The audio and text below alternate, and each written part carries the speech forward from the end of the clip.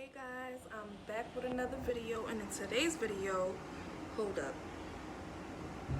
Can we take a moment to appreciate this natural light? Yeah! Yeah!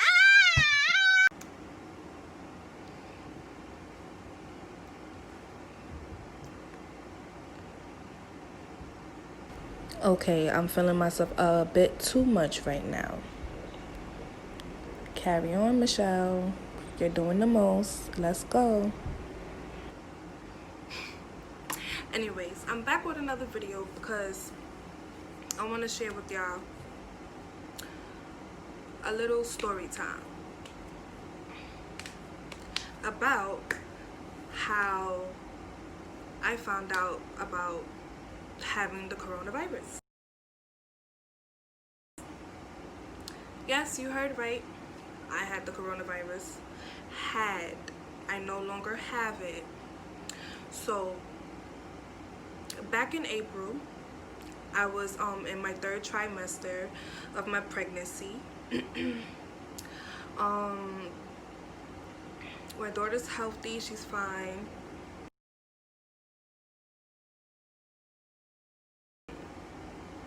So April 11th, in the morning I was having contractions. I just said like 5 times. I was having contractions.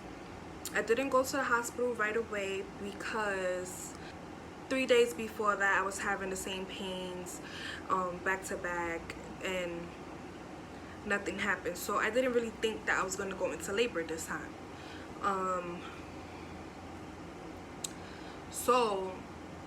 But April 11th was different. The pains was more consistent. The other days I was having the pains, but it wasn't like it wasn't consistent as much, basically.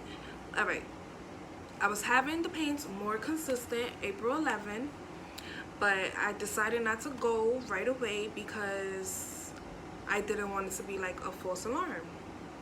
I have 3 other kids before this. So before this baby, I have 3 other kids. And sometimes you know when it's time, and then sometimes it be false alarms. And I didn't want it to be a false alarm, so I decided to wait and see how much longer I can manage the pain. Because I'm a strong girl, I can manage pain. So I didn't go right away. Fast forward, it's 10 o'clock at night now. The pains is getting worse.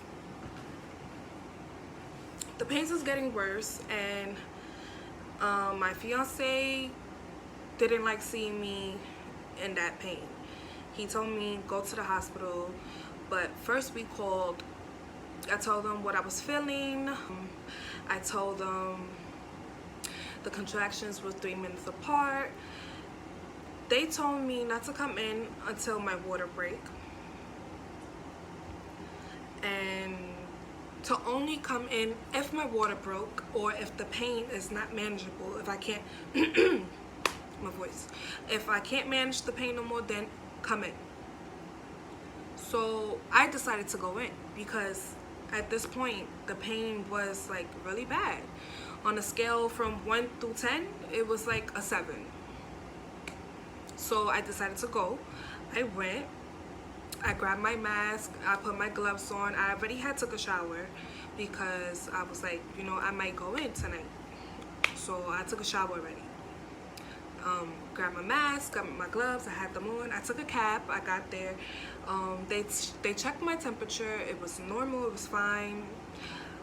They sent me upstairs to labor and delivery. I went upstairs. They gave me a new mask. So I changed my mask. They sent me to my room. Well, to a room, because that wasn't my room yet. They sent me to the room.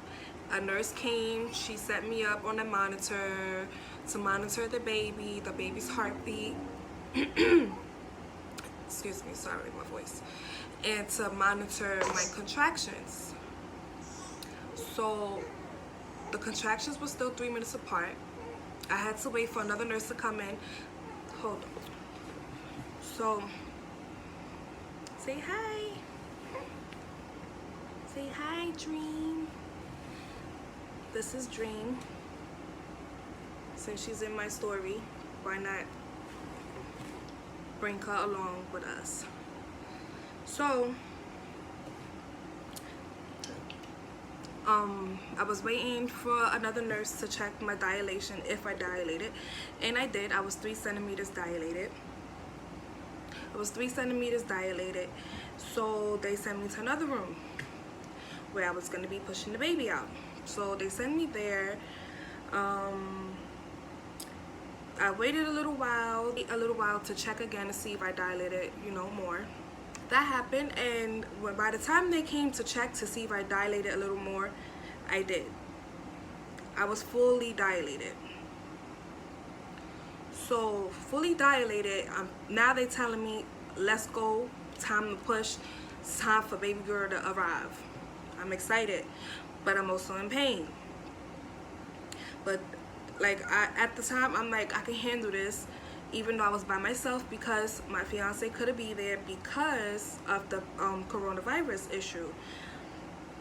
They wasn't letting spouses in the delivery room no more.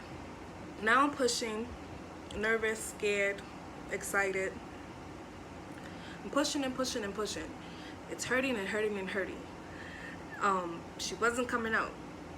She was giving me a hard time. I don't know why. Why did you do that? Can you tell them why you did that? Tell them why you did that. Passing gas on me? Anyways, she was giving me a hard time. She didn't come out right away. So now, at this point, I'm in pain, but I also can't feel my legs. They're very heavy because I had the epidural.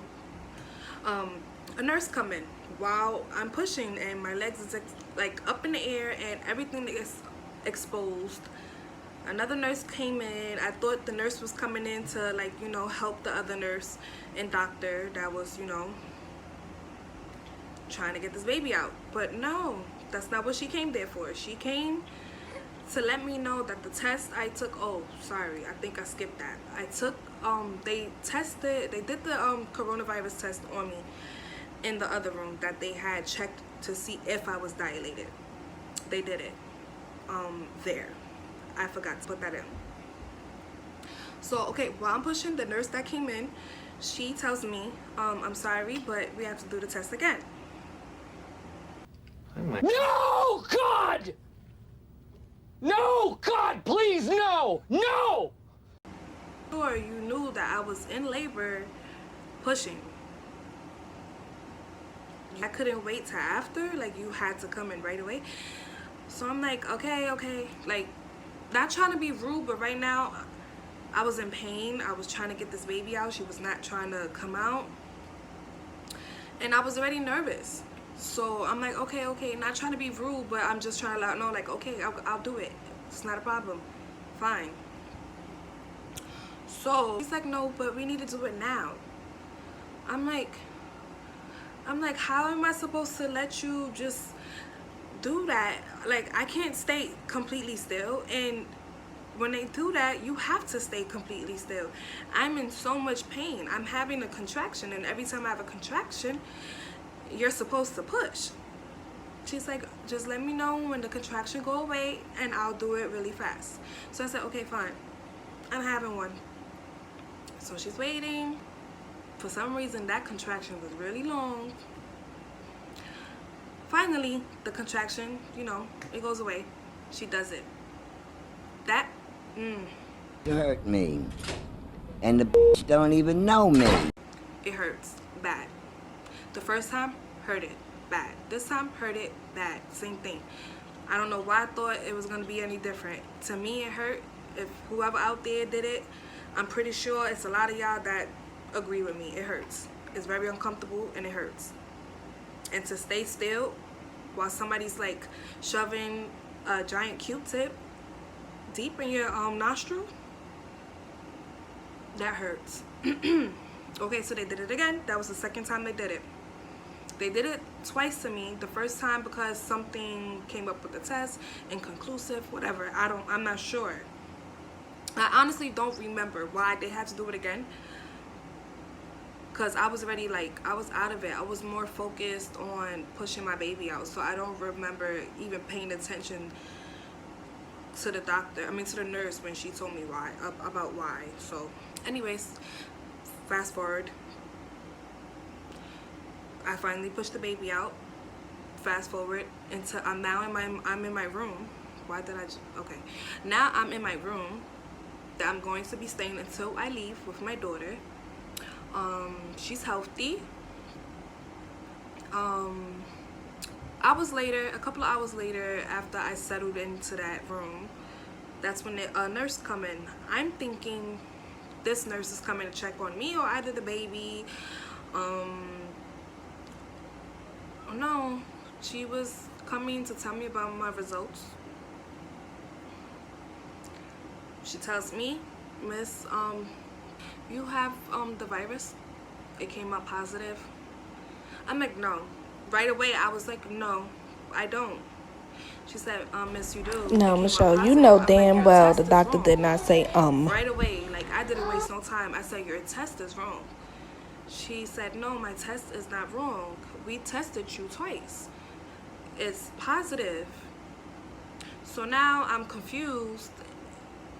And the reason why I'm confused is because I was like, when I first heard about the virus and learned about it, at first it wasn't too like, you know, worried about it, because I didn't think that it was gonna get crazy or serious.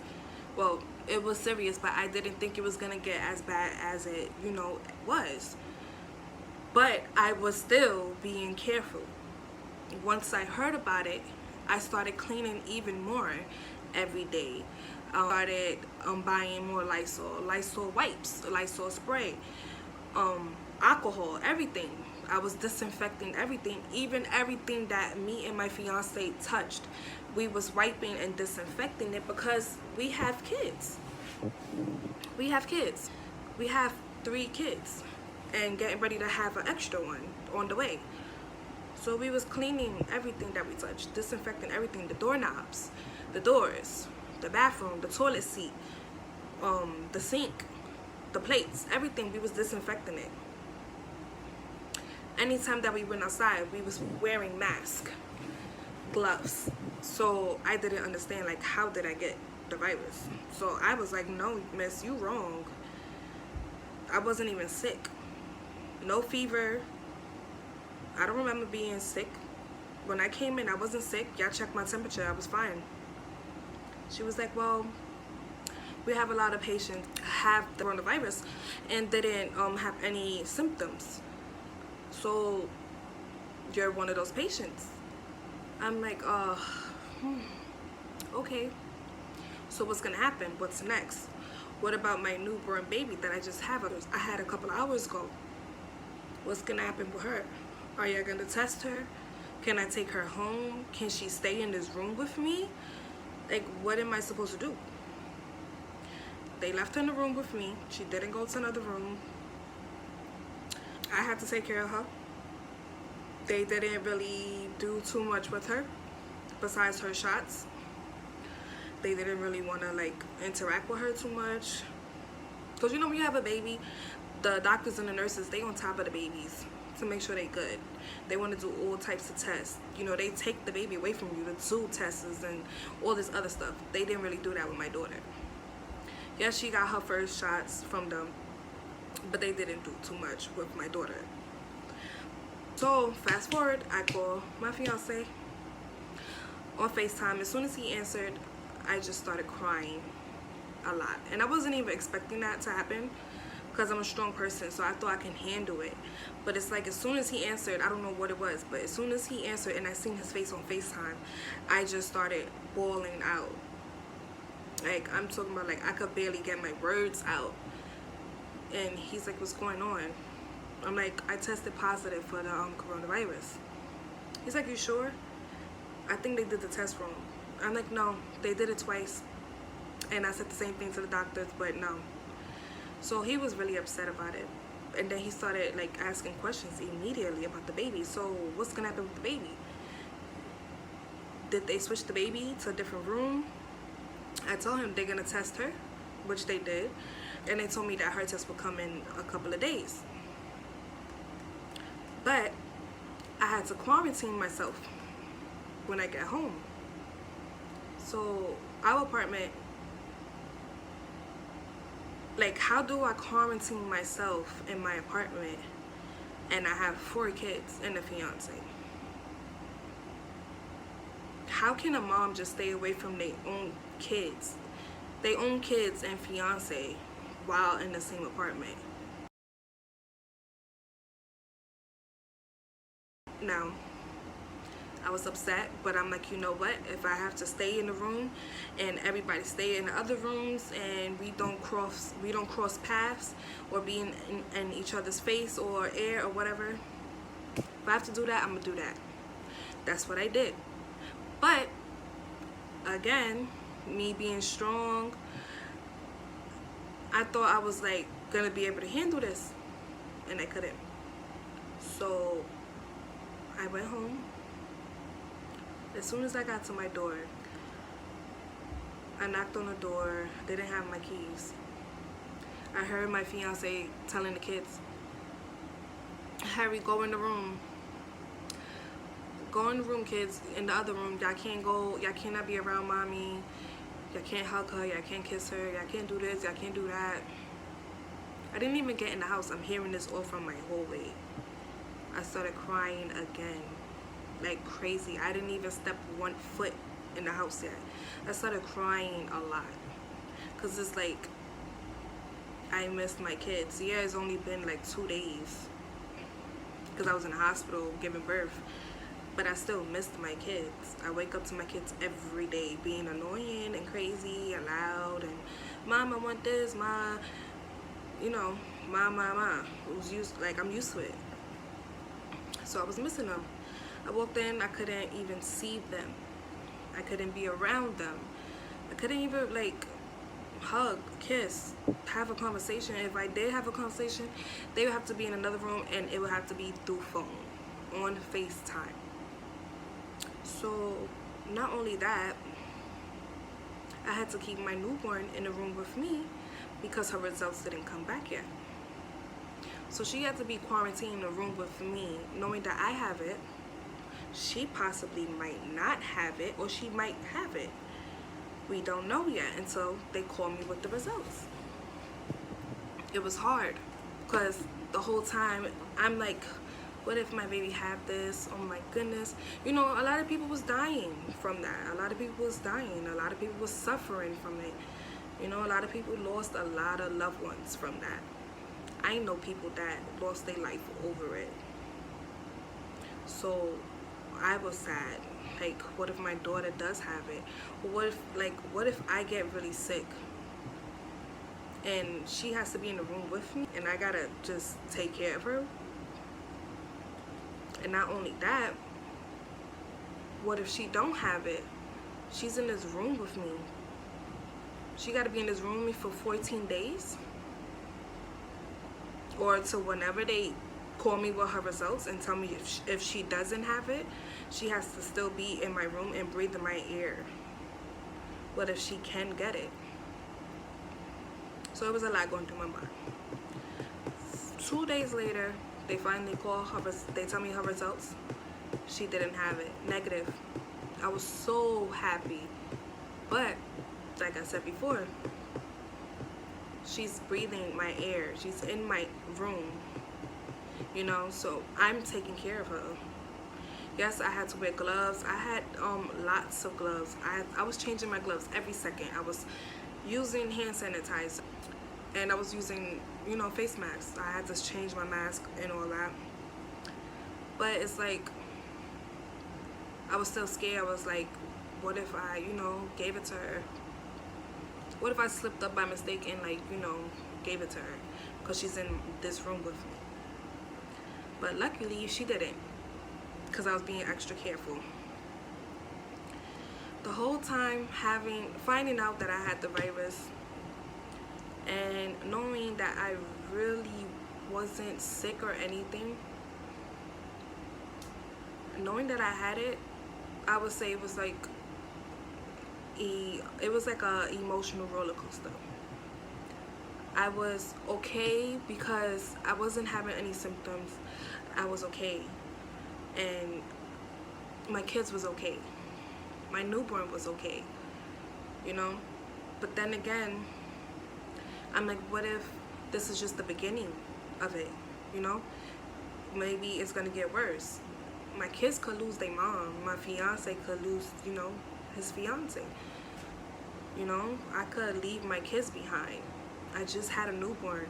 I have my son, my other 2 daughters. I have 3 daughters and 1 son. My son is only 2.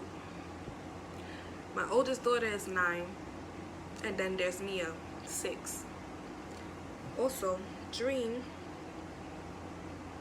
now she's 2 months and 2 weeks. So imagine I would have left my kids behind. They would not have a mom. So I was, you know, I was sad, and I was just thinking about a lot. Then I was thinking, like, how did I get this? What about my kids? They're not sick either. My fiance, he's not sick either. He's fine. Everybody's fine. So how do I have it? Nobody else have it. Nobody's sick. Nobody go outside in this house. So how I have it? Then I was thinking really, really hard. Almost a week and a half before I went to labor, my fiance, I remember him complaining that he didn't have a taste or no smell. I think he was complaining about headaches also. And I remember, I remember my son also not feeling well. And Mia, Jaylani was fine. That's my oldest. She was fine. She didn't have no symptoms at all. No symptoms. But my son, he was a little sick, but he was congested. That's it. Mia, she was like the same thing. Mia, she had like a small cough. She had a cold. She was coughing a lot. That's it. Nothing else. But my fiance, he had the no taste, no smell, and headaches. Then I remember, like, when he got better and the kids got better, that's when I remember not having no taste and no smell. Like, absolutely no taste at all and no smell at all. I mean, it was to the point that I even put Clorox. I even put Clorox close to me so I could smell it. I remember mopping my house because, like I said, I was mopping every day and I was cleaning, disinfecting everything. I remember mopping my house with Clorox and I couldn't smell it. But my kids and my fiance was like, oh my goodness, Mom, like, you're putting too much, da da da. And they was complaining about that they couldn't breathe because the smell, so I had to open all the windows and everything. But I'm like, I don't smell nothing. I do not smell the Clorox. I didn't smell it at all. They didn't smell it. I couldn't taste nothing. I thought it was just because of my pregnancy that all my pregnancies, I always had like a weird taste, and it's actually common. So I thought that's what it was, but no. That's when I had my virus, the coronavirus. That's when Mommy got the virus. So yeah, those of you out there, if you lose your taste or your smell, look it up. Those are some of the symptoms. You could have just those symptoms and not have any other symptoms, and you can still be fine, but you can also still have the virus. So if you're not feeling well or don't have a taste or smell, okay? Or if you don't have a taste or smell, go get tested. But I'm fine now. I'm okay. My kids is all okay. My husband, well, soon to be husband, is fine. And my baby's growing. She's soon be 3 months. And that was all. Thank you for watching. If you enjoyed, give it a thumbs up. leave a comment, and subscribe.